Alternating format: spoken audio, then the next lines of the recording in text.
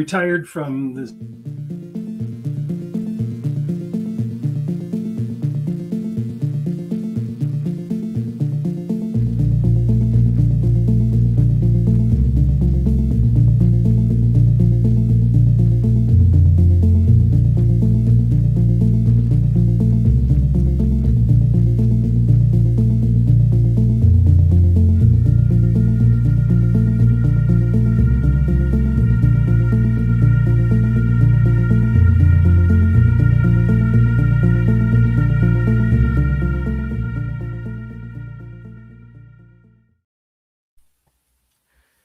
Well, hello everyone. Welcome to another live stream on the History by podcast. And today I'm joined by Dr. Sebastian Moll and Dr. Dennis MacDonald.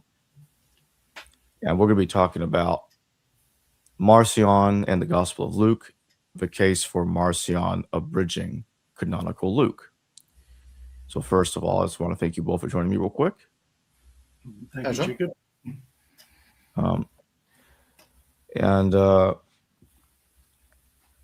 And I'll start with this first question. Why do some think that Marcion's text actually predates Luke? What is the basis?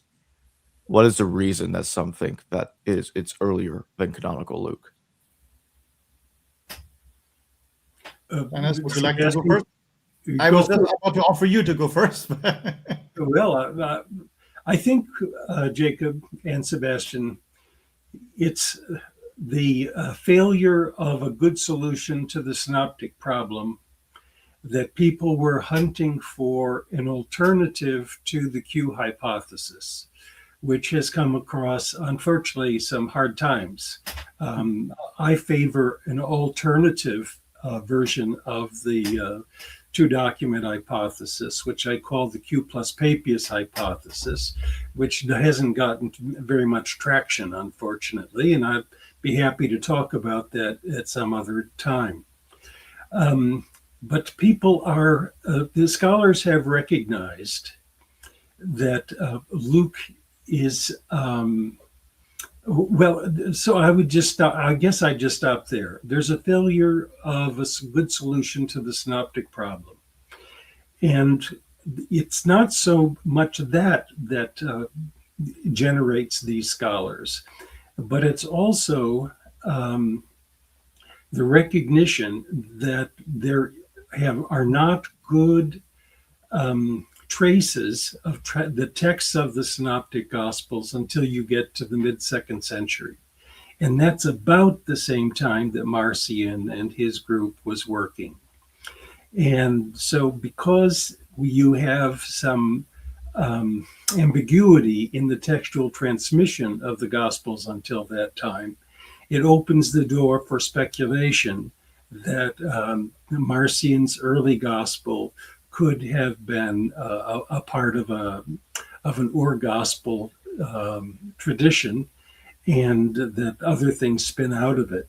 Unfortunately, I think the hypothesis should never have been advanced in the first place. And that sounds hostile, but it's unfortunate, I think. And it's unfortunate because the people who are involved in this project, in many cases, are my friends.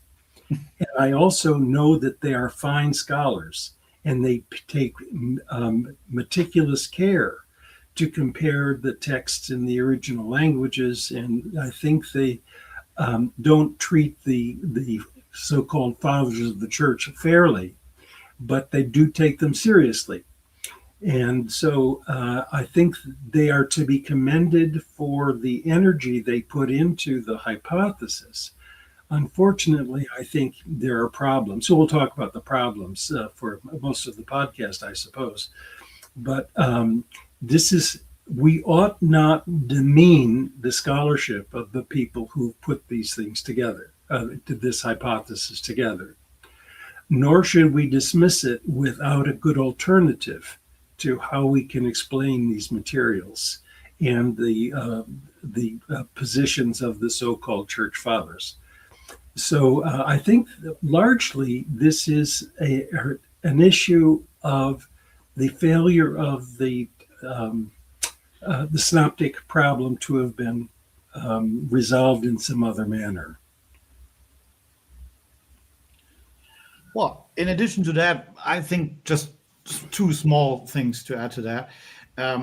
One thing I believe is the fact that when you look at church history as a whole, it is very rare that people shorten text or cut things out. The usual process is that people add things to an existing text. So Marcion would be rather an anomaly here if he did so, which I believe he did, but still would be unusual, because usually it is always, there's supposedly a proto-mark or even not only with the gospel text, also with other texts in the history of the church.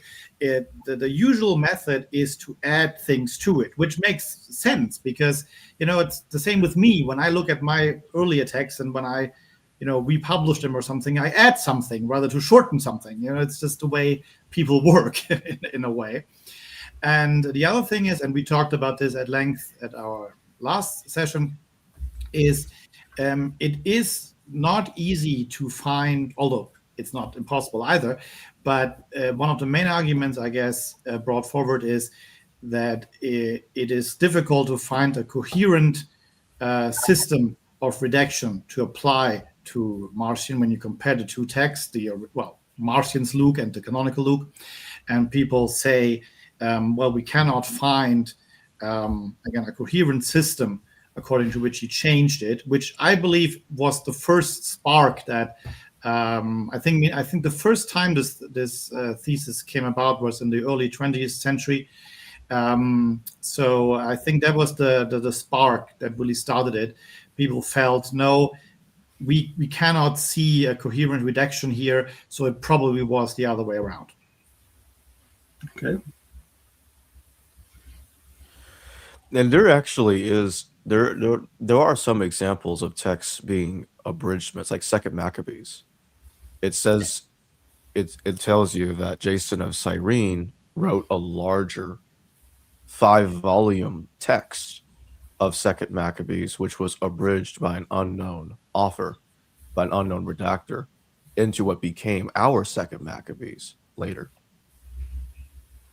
I think we can bring in the Apostolicon as well, because it's a truncated collection of Paul's letters, and the letters themselves are truncated. Now, this has encouraged some to say, well, maybe the Marcion version of the letters is earlier, and then they were expanded. But that becomes very difficult to maintain. And I think one of the issues that people have not taken seriously is that the Marcionite group, and I'm not blaming Marcion himself, but I think the movement he represents, is interested in creating their own Christian scripture that does not include the Hebrew Bible. So that's already an omission. They also have an interest in purging the gospel text from some, but not all, allusions to the Jewish scriptures, the Septuagint. And furthermore, if you're trying to disseminate your texts, you're not going to want to reproduce the four gospel collection and a collection of Paul's letters unless you want to send out only 10 copies. If you want to have lots of copies, you're going to have a euangelion that's about a third the size, as far as I can tell, of the canonical Luke, and about two-thirds the size of the Pauline corpus, and to get rid of the Acts of the Apostles altogether. Now, I've not done a papyrus page count on what that would look like, but I can tell you that a shipbuilder like Marcion, who knows economics, is going to see that you don't have to pay as much to produce these texts, because unless people are, at the time when this was done, you didn't have monks writing. You paid by the line.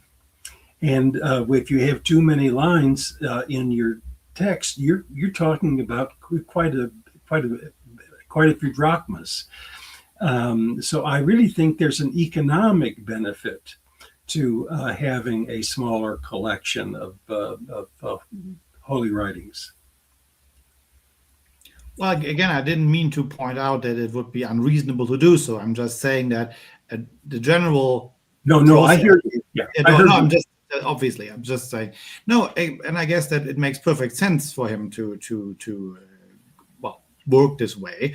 And of course, the most important thing, and you mentioned the church fathers here, is that they all agree on the fact that the Marcionites, or Marcion himself, changed and abbreviated the gospel and the letters. And it's Tertullian who for the first time mentions this conspiracy theory. And he always says, of course, we have no proof of this, but Tertullian doesn't say, I discovered this or that. He said the Marcionites claim that they reestablished an original gospel and original letters. So it is a claim that, at least according to Tertullian, the Marcionites have. Again, which is no proof, of course. But Tertullian, of course, as our most extensive anti-Marcionite writer, and while he never met Marcion, of course, that doesn't work out, but he certainly was in contact with his followers. You would have to imagine a lot of ingenuity and creativity on Tertullian's part. If you assume that he in fact is making all this up, that the Marcionites have this claim, and what we know about Marcion's theology and the way he believes things happened, it makes perfect sense that he believes in this conspiracy theory, that he believes that the false brethren, as Paul calls them, and that Marcion takes up this term, changed the gospel, that they try to link Christ to the Creator and so forth. So again, for me, it is a very coherent system. It may be unusual, but what isn't in second century Rome? So I mean, it's just the way it is. Before we forget about Tertullian, I have a question for you, and it's an honest one, and I'd be happy with however you answer. My reading of Tertullian on Marcion shocks me because he almost never talks about Luke. He talks about Matthew and John in particular. But he doesn't say much about Mark, and he doesn't say hardly anything about Luke. And I would think that if he were interested in comparing the Evangelion with canonical Luke, he would have spent more time on Luke. So I think that oversight, I just don't understand it yet. Well, I mean, he does give us an extensive overview on Luke, but he doesn't, as you say, he often uses Matthew to fight back, so to speak, against Marcion. But of course, he does provide us, together with Epiphanius, of almost the entire text that Marcion has, and go through it almost verse by verse. So I wouldn't say he doesn't talk about it. When it comes to his own argument, he doesn't quote Luke very often. That's true. So he's trying to fight Marcion with additional army, so to speak. But again, when it comes to the actual text, I mean, Tertullian's counter argument is based on Luke, and he again goes through it almost verse by verse. No, that's for sure. Yeah, that's for sure.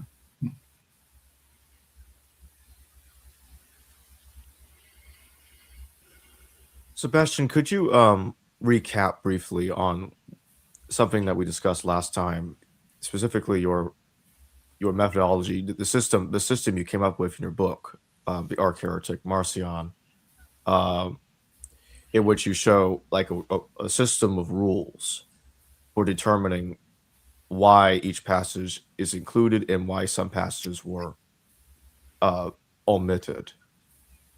Yes, gladly.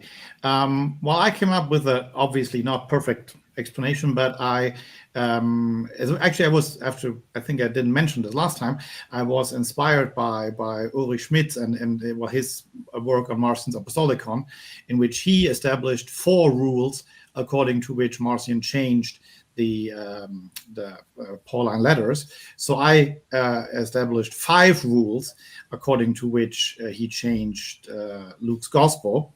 ending up with only 2 passages which cannot be explained by these 5 rules.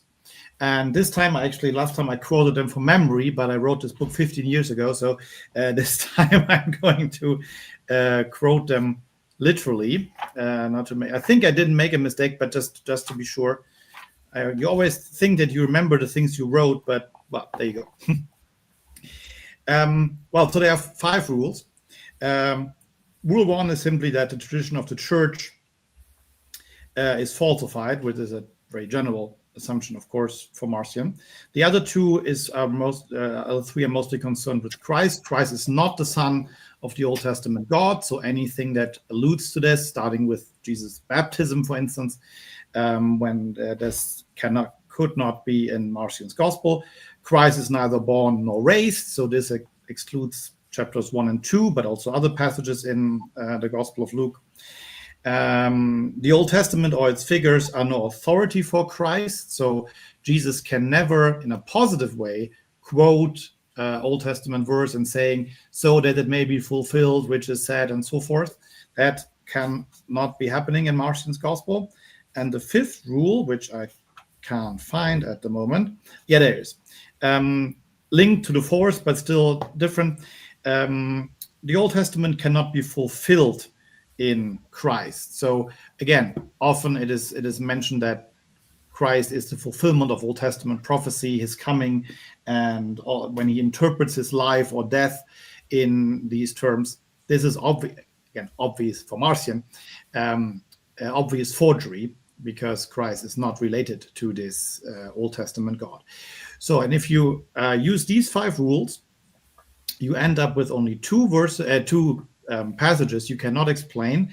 The more prominent one is the story of the prodigal son, which was for many people always very surprising why Marcion would cut out this story, because it seems to fit so perfectly in his own theology. The merciful father, the father of forgiveness, taken in the prodigal son, and all these things that are so important to Marcion, and why he cut this out. And again, we cannot perfectly explain it. One position has been brought forward is that in the early church, this story is often interpreted as the 2 sons being the Jews and the Gentiles.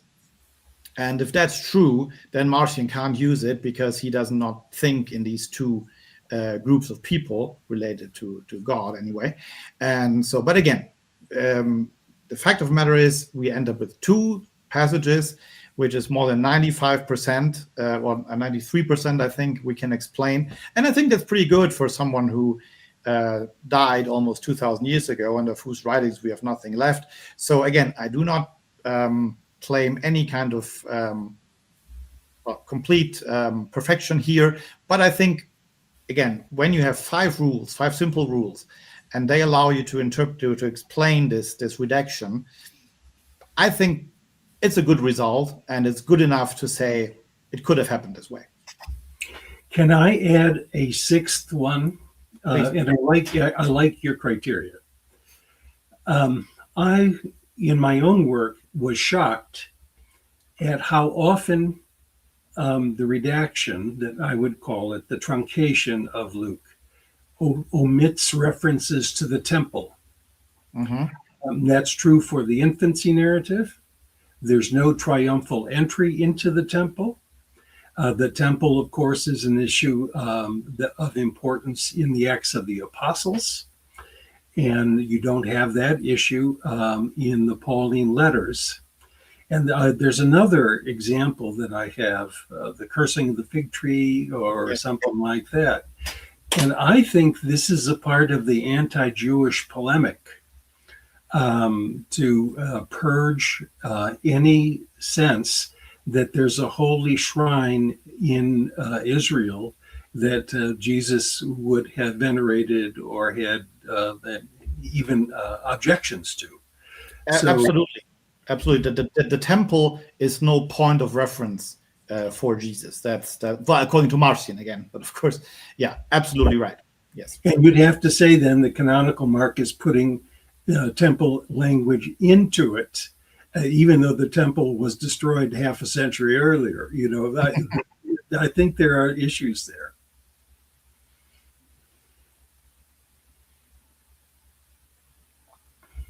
So basically what you show with your rule system is that with high probability, based on analyzing Marcion's theology, about 93% of the passages can be explained the way they are. 93% with 93% probability that basically that Marcion or somebody of his ilk did indeed abridge Luke. And I guess this is one thing, and you mentioned this then as a truncated version. That is one of the things that, Harnack, he still believed that sometimes Marcion even added things or changed things. I think that is a consensus that we have reached now, that all Marcion did was really cut out things. He didn't change things or add, much less added things. So it is really an abbreviated and a truncated version of this. And this is also true. And I think we're about to talk about this with the Apostolicon, where also, again, still at Harnack's time, there was a belief that he may have changed or added things. And again, Ulrich Schmidt basically was the first to point out that all Marcion did was cutting out and deleting verses, which makes a lot of sense when you believe in this, again, conspiracy theory. And so, yeah.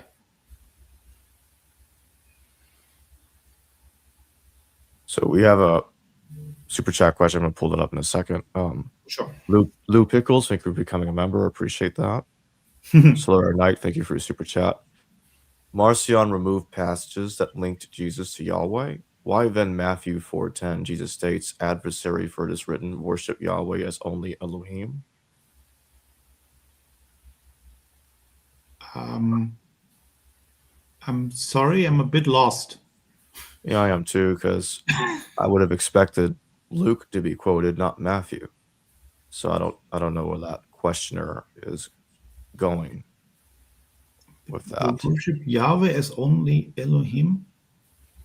I've never heard of it. I'm sorry, I'm at a complete loss. Yeah. Well,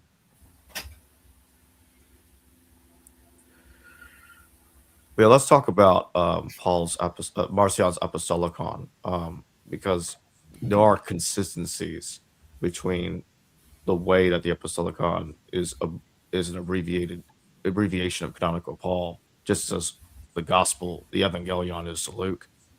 The little bit about James being the Lord's brother in Galatians is gone. Being born of a woman is gone. And well, since he believed that Jesus ascended down to Capernaum without parents, well, you got to ditch those passages.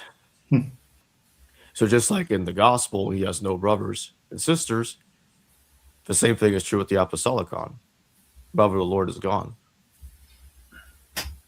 But what do you make of that? I mean, Paul very rarely, if at all, talks about the what we call the historical Jesus. I mean, he rarely deals with this. So this is a bit easier for Marcion, because he doesn't have to cut out all these things. I mean, of course, obviously, Paul talks about Jesus being born and all these, but he does not talk about him doing a lot of things, or one of the reasons, of course, that Paul has never met the historical Jesus. Or we could argue whether the gospel writers did, but it's a whole different debate now. So for when it comes to Paul, things that Marcion has to change or cut out is, again, of course, Paul talks a lot about the Old Testament and the law being a point of references. And this is, again, so I have to look that up. Dennis, you may say something while I look these things up, because I wanted to quote Ulrich Schmidt here on his the 4 rules that he established for this, and I should have made a mark here somewhere, but I didn't. But I have it in a minute. Oh, there it is. Yeah, those are, again, Ulrich Schmidt in the 1990s, late 90s, wrote this, did this great work on the reconstruction of Marcion's Apostolicon. And here are his 4 topics, the 4 rules that the 4 topics that Marcion cut out. One is Abraham as the father of all believers. Second, Israel as point of reference for the church. Third, judgment according to the law. And 4, Christ as the one in whom all things were created. Last one is because Marcion believes in creation, obviously, but he does not believe that the Father of Jesus Christ had anything to do with creation, so things cannot be created in Christ as mentioned in Colossians or Ephesians. While we're on the Apostolicon, one of the things that I don't think Marcion ever truncated or omitted were critiques of Jewish law, the nomos. And in fact, I think they get enhanced by the arrangement of the books with Romans and Galatians and so on. And this then is, I think, a part of a polemic against Judaism and the Torah. So it highlights in a way that Luke in the Acts of the Apostles does not quite do that. He, in fact, talks about Paul obeying all the law and the prophets, and he has these Heilsgeschichtliche speeches and so on. So I think the issue of Torah observance also needs to be thrown into the mix, because he really relishes, especially in the Apostolicon, on a Torah-free message, which is a part of his theology. Absolutely. And I mean, in Galatians, and that is one thing that's really for sure, whether he deliberately put it on top or whether he already found a collection, this is also a thesis brought forward. But Galatians definitely was Marcion's favorite letter.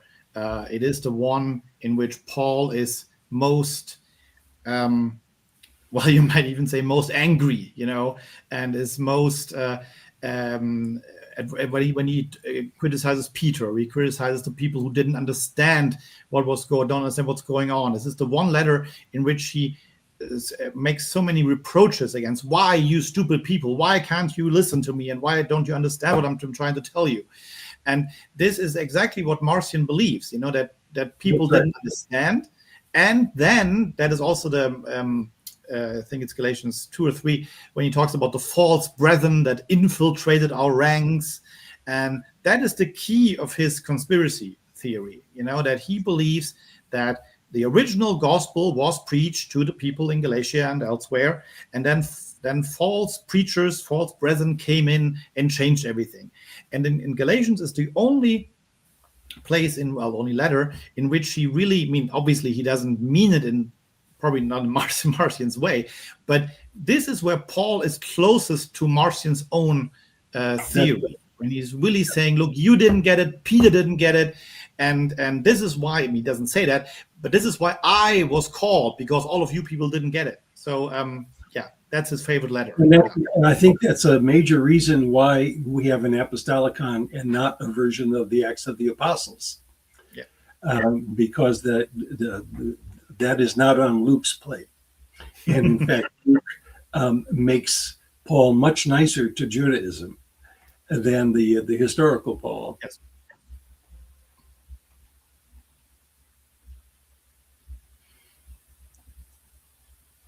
Why do you both think that Marcion chose to abridge or to reuse the epistles in an abridged way instead of using Acts? I'm going to jump in on this, Sebastian, and I'm sure you'll have more to say about it than I'm going to be able to. One, actually, I do still think is page length. That if you're trying to mass produce your Evangelion, we do have one place that says that it's widespread, as I recall. You're going to want to have a smaller corpus than you would, a four gospel collection and a collection of Paul's letters. So I think there's a economic and a pragmatic reason for the abbreviation. But I think there's another one too, and this is really an important one for me, and we haven't talked about it yet. I think the Acts of the Apostles is full of Homeric imitation. And it's written as a founding myth to take on Virgil's Aeneid. And I don't know if you're familiar with my work on Homer and the New Testament, but I argue for the same thing in the Gospel of Luke and Mark. And when you have in Marcion's Gospel an equivalent, let's say, to the Gerasene demoniac, his story is very much shorter. The same thing's true with the frothing demoniac from Mark that appears in Luke, but an abbreviated version even there, and much more so in the Evangelion. And I think Marcion is not aware of the Homeric imitations in this literature. And so when you have Homeric imitations in the infancy narrative, he gets rid of the infancy narrative. So you have none of that business about the Homeric hymn to Aphrodite, for example. When you get to the Acts of the Apostles, when you have the shipwreck story that is so clearly from Odyssey 5, in my view. And I could go on and list those out. They both are garrulous. They are not always theological in the way that Marcion would like them to be. So they're too long, and they don't get to the Pauline theology as Marcion wants them to. But also, he's not aware of the beauty of the mimesis of Homer that's taking place in the Acts of the Apostles. And since he knows, this is my view, since he knows that Paul is the hero of the Acts of the Apostles, which he surely must have known, why not go right to the apostle himself and have the apostle speak, Marcion speak? Well, yes, absolutely. And I guess, but if I can add just one keyword to it, the Acts of the Apostles is all about continuity, and from the gospel to the church and so forth. And Marcion is all about discontinuity. Marcion is about something went wrong here, and you didn't understand. And what Luke is trying to show in Acts is that there's an harmonious link between the Gospels and Jesus' death and resurrection, and then the church finds some sort of in Acts 15, the first council finds some sort of way of coexisting with Jewish laws and these things. So again, Acts is about continuity, and there's nothing that Marcion dislikes more than that, because he believes that there is a... No, that's a very strong observation, yeah.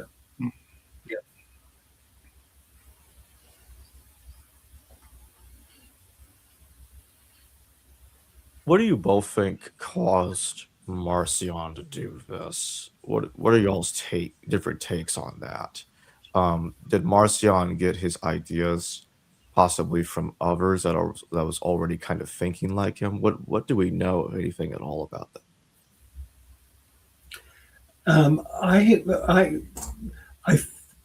For one thing, we need to talk about the history of Gnosticism and how Marcion fits in the Gnostic tradition and so on. So there are elements earlier than Marcion that probably influenced him. My guess is Valentinianism might be a version of it, or Syrian Gnosticism. But I think there's another one, if I can recall it right away. And remind me of the question. I'm 79 years old, so you have to help my memory. Well, the question is, what drove Marcion? That's right. We know that one of the Jewish objections to the Christian movement was to say that the creator God was Jesus's father. And Marcion can pick up on that. And Tertullian mentions that issue, that even Jews are agreeing with Marcion in saying that Jesus's father could not be the creator God.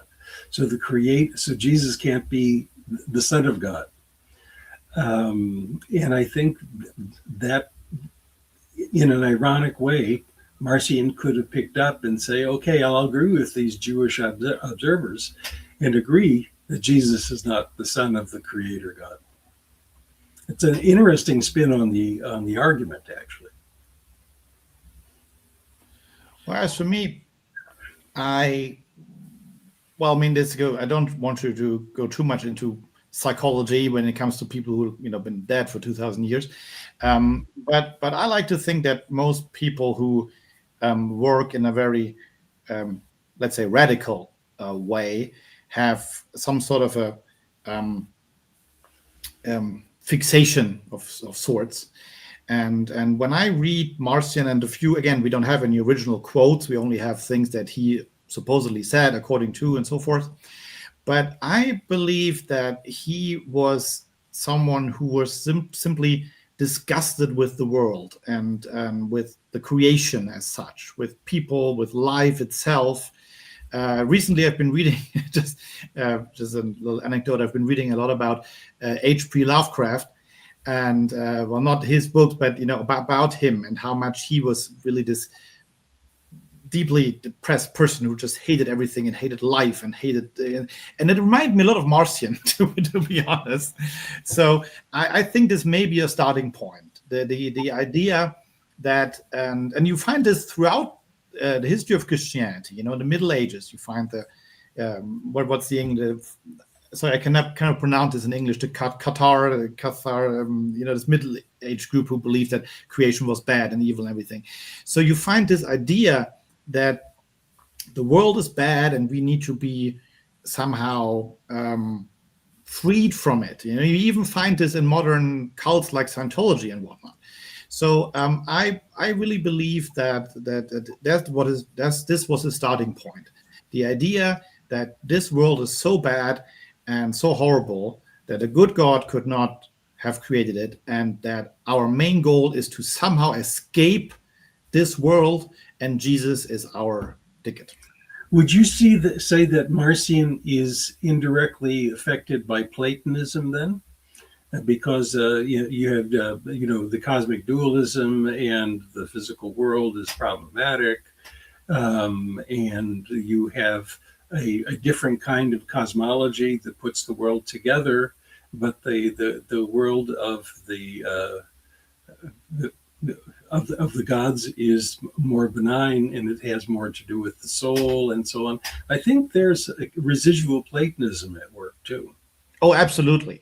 And it's really hard to live in second century Rome or second century Mediterranean world and not be affected by Platonism. When I read Plato, though, I think that while he believed, of course, in the ideal world and the soul and so forth, and he was not as negative about the world as Marcion was.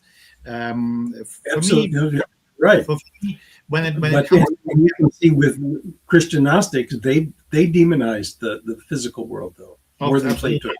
And with Marcion, and it sounds, again, in case these are actually original quotes, well, when he talks about, especially about female genitalia, when he talks about, sorry if I think this is, R-rated, but when he talks about the vagina being the sewer where all these disgusting fluids come about and so forth. This is really almost, if this is an original quote, this is almost pathological. This is really, he has this disgust for the world, and disgust is, again, when you think of psychological terms, disgust usually precedes things like fear and criticism. It's the disgust that it all starts with, and I think he really was, in a way, disgusted. He was an ascetic, is a very positive way of putting it, But I think any kind of physical contact and much less sexual activity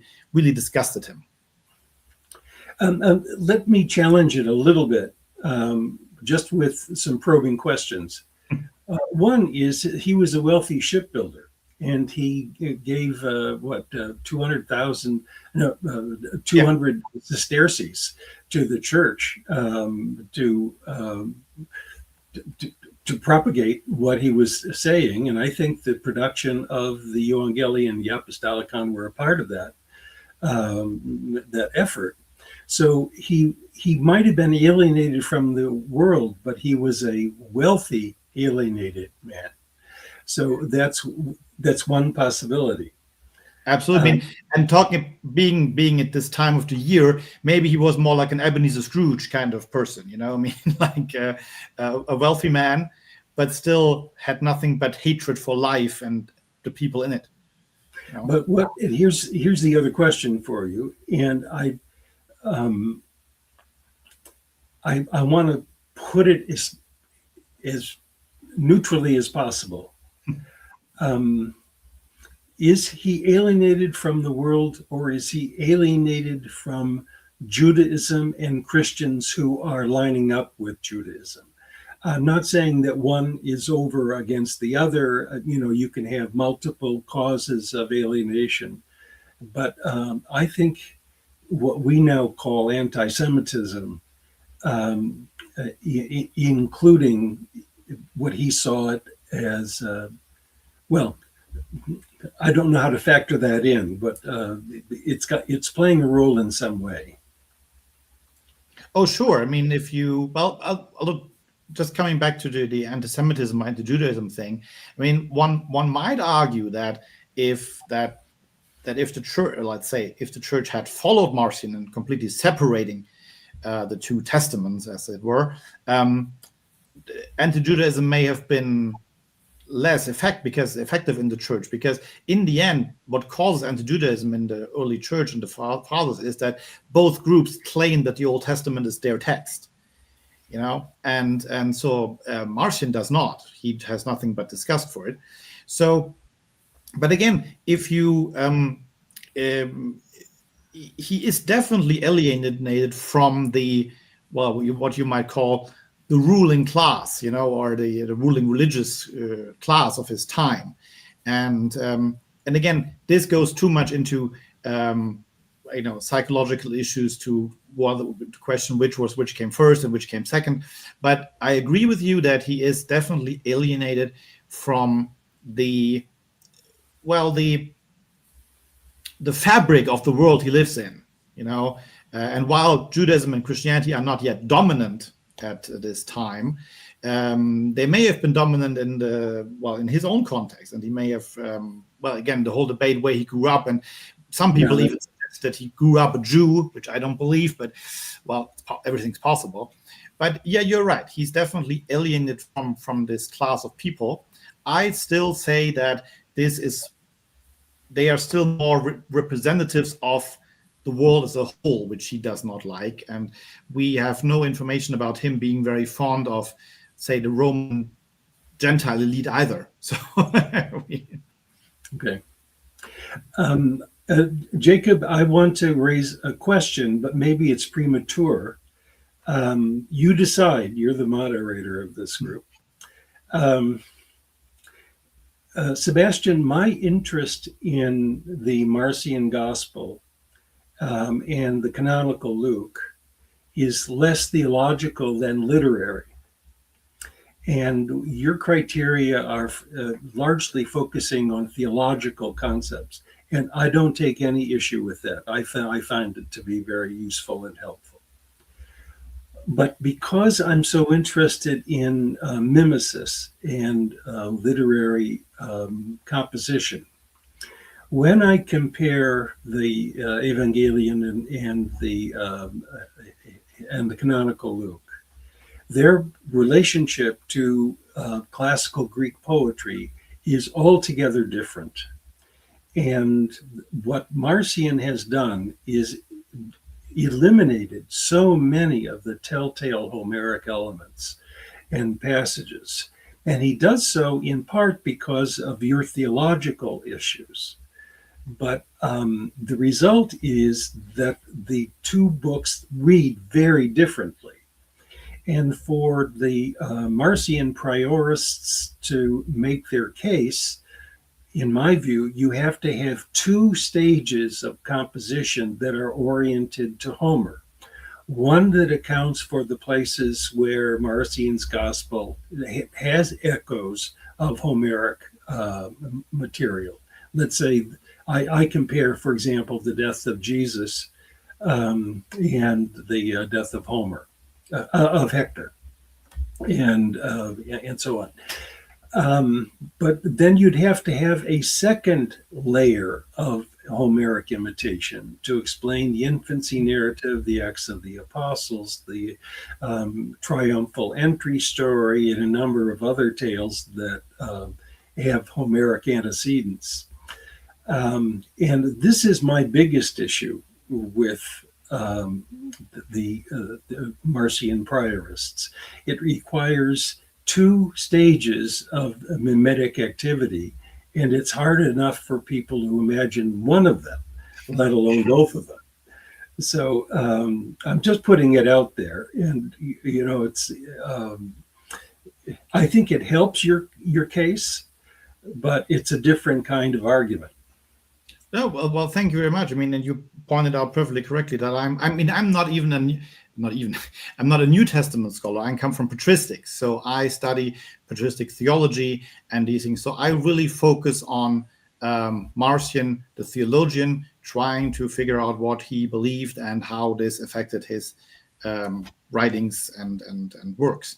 And so, but I'm most thankful if there are other points that further this thesis of mine. But I have this very often when I because most people working on Marcion these days are New Testament scholars and not so much patristic scholars, and which is not necessarily bad, but it is a different view, obviously. And for me, in my work on Marcion, his canon and his New Testament, there was one issue among many others, and so, but sometimes I guess it helps if you do not focus entirely just on one thing, but try to see the whole picture. And the factors you mentioned, this is something which I admit was completely out of sight for me. I never looked into this, but it makes perfect sense. And again, I'm glad for all the help I can get. By the way, my academic career began in patristics, but it was not the Church Fathers. It was Christian Apocrypha, especially Apocryphal Acts. Oh, okay. So I did an edition of the Acts of Andrew, and it was in the Acts of Andrew that I first saw the Homeric imitations. And it was from there, and doing mostly philology, I tried to help recreate the texts. I don't know if you're familiar with L'Association pour la littérature apocryphe chrétienne, Louis Leloir and that group that were working on reconstructing apocryphal texts. Francois Bowen, yes. Yeah, he and I were very good friends. In fact, I worked with him in Geneva. Yeah, I for 1 year I studied in Lausanne, right next to Geneva, and but I didn't. I mean, it was. I may have been there at the time. I was in his office, 007. No, but Bowen that's where I first became interested in the Homeric stuff, and then I'm glad to hear that Bowen is still. Yeah, don't mean to say still alive, but that he's still around. So it's a wonderful man, very generous and smart. Absolutely. I think, yeah. So Dennis, I would like you to expand more on what you were saying about the Homeric imitation. Are there passages imitating Homer in both canonical Luke and in Marcion's Gospel? But they're present in both, but in Marcion's version, it's harder to read it because it's shrunk, it's abridged. Yeah, there are many examples. In fact, there's not a single example where you have Homeric influence in canonical, in Marcion's Gospel, that's more original. That is, it always is truncated, and the obvious Homeric elements are scrubbed out. And that's why I say I don't think Marcion was aware of the Homeric elements. And he gets rid of them in the infancy narrative. He gets rid of them in the Acts of the Apostles, and other places as well. So I probably can give you a half a dozen or maybe a dozen examples of places where Marcion has stories that originate from mimesis of Homer, but they're always shrunk in such a way that people would never recognize the Homeric elements. The Gerasene demoniac is one of my favorite stories that illustrates it.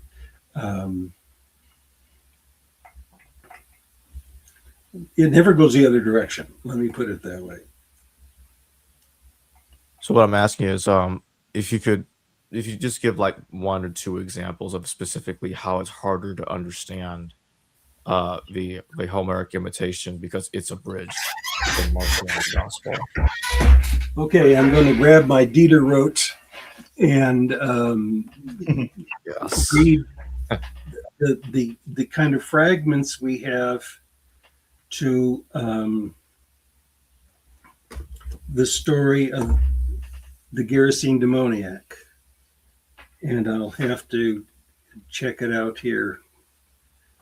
Just on a side note, Dieter Roth and we were students at the same time in Edinburgh. Did our PhD at the same time. This is really probably the best work on Marcion's gospel in my view. Absolutely. I remember very well that in my book, I still have this footnote about C. Dieter's forthcoming work on, which at the time was still forthcoming. Yeah, I interviewed him at SBL last year. Oh, good. Where's he at the moment? I haven't lost contact with him. I'm not sure. I haven't been in touch with him since then. Are you talking about Dieter? Yes. Dieter wrote. He teaches at Boston College, I think. Oh, okay. Or it's in Boston somewhere. Yeah. I had breakfast with him last year. Oh, I'm sorry. I can't find this offhand. Go ahead and talk. I'll keep looking. Well, I'm afraid I can't really talk on this subject because it's beyond my expertise.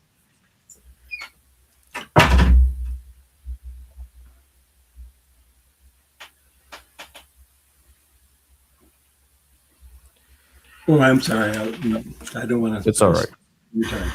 Yeah. I share the feeling. I was lucky to find the passage I was looking for.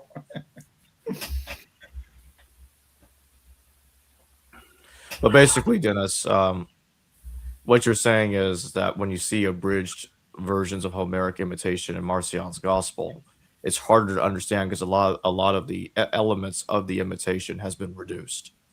Is essentially what you're saying. Talk about it in terms of the Synoptic Gospels.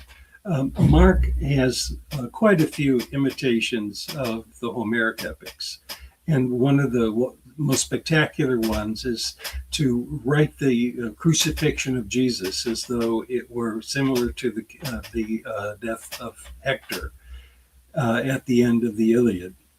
Now, when Matthew comes along with that, he scrubs out everything that would indicate if there's a parallel to the death of Hector. So, for example, there is a gloating of Achilles after he kills Hector. Oh, this is the one that the Trojans worship as a god. We just killed him, And so what you find in Mark is the centurion saying, oh, yeah, this mortal was a son of a god. That doesn't work. Matthew comes along and has a earthquake and the prison escape. A escape from the caves and the tombs, and it becomes a true confession. Surely this one was the Son of God. So it's that kind of thing that happens over and over again. So when you see it as a pattern in the Synoptics, where Mark and I can give other examples. The Gerasene demoniac is another one where you have all kinds of images that relate to Polyphemus and Circe, turning soldiers into swine and throwing him into the ocean and so on. When Mark gets a hold of it, there's nothing like that. There's no boat that goes to the Gerasene region. It's not one demoniac, it's two.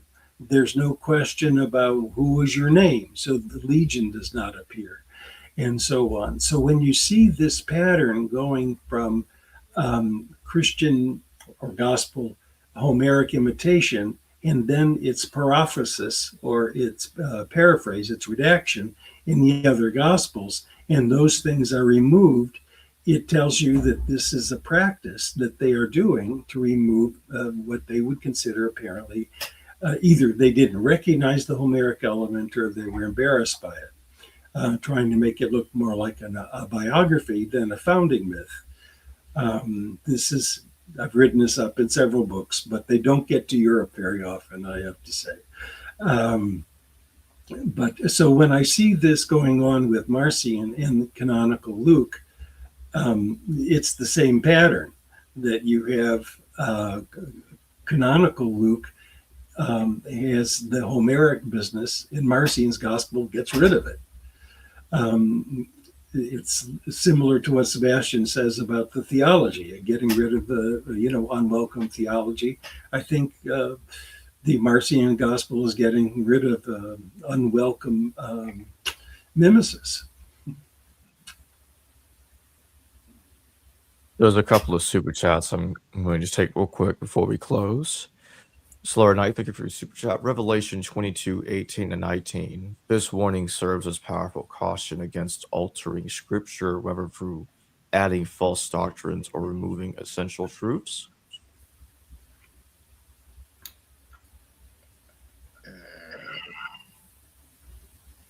You all have any comments on this? Well, yeah, let me give a start. One issue is that the author is giving a warning because it's happening. People are altering scripture. And so you don't have a prohibition if you don't have a problem. So they recognize that there is this alteration of scripture. The next piece is what is the scripture they're talking about? And the composition of the book of Revelation itself is difficult. I would say there are at least two stages of composition, and I'd like to then take a look at where that occurs. I think it occurs in the earlier version, but if you ask a textual critic if people are altering scripture, they're going to say, of course they're of course that's what they're doing, and the author of the Apocalypse is a bit nervous about it. I mean, it is a frequent topic, I believe, within the New Testament. The warning, obviously, of false teachers, people who change things, people who preach wrong doctrine. And Revelation, in all probability, being the latest addition to the New Testament, it makes perfect sense that at this time, of course, we can debate when Revelations was written or this particular verse, but let's just roughly say 2nd century. It makes a lot of sense that this warning would be included. And as you say, you don't warn about things that aren't going on. So, right. Yeah.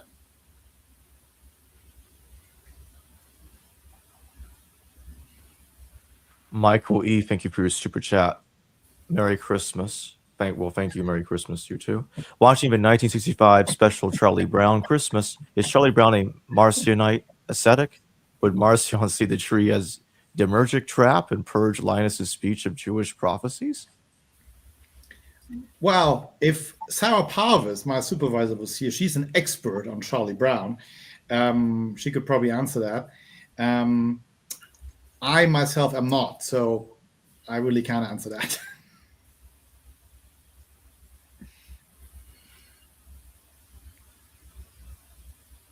All right. And before we close, I just want to say that I'll have the link to purchase Sebastian Moll's book in the description below, The Archaeotic Marcion, and the link to Dennis MacDonald's book, disputing gospel authors will be in the description below and in the pinned comment. With that being said, Dennis and Sebastian, thank you both very much for joining me today. Yeah, thank you, Jacob. Yeah. Pleasure. Pleasure to meet you, Sebastian. Pleasure to meet you. Hello viewers, thanks for watching this video from the History Valley YouTube channel.